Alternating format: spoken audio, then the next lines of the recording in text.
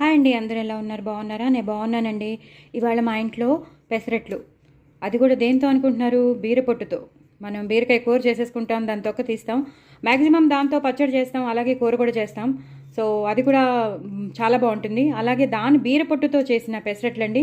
మామూలు పెసరపప్పే వాడాను, పెసర్లు కాదు, మామూలు పెసరపప్పుతోనే నేను దీని రెసిపీ మీకు తప్పకుండా షేర్ చేస్తాను. చాలా బాగుంటాయండి, నిజంగా నమ్మరు, నిజంగా మనం బీరపొట్టుతో చేసామా అని, అంత టేస్టీగా ఉంటాయండి. అలాగే దాల్ తడ్కా, నార్త్ ఇండియాలో చాలా ఫేమస్ అండి దాల్ తడక. అలాగే జీరా రైస్లో చేసుకుంటాము, జీరా రైస్కి చాలా కాంబినేషన్ చాలా బాగుంటుంది దాల్ తడక. చాలా చాలా బాగుంటుంది, టేస్టీగా ఉంటుంది.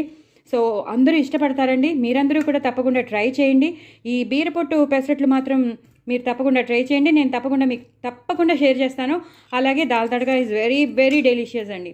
నా ఛానల్ని సబ్స్క్రైబ్ చేసుకోండి, సపోర్ట్ చేయండి. మరిన్ని రెసిపీస్తో మీ ముందు ఉంటానండి. బాయ్ అండి.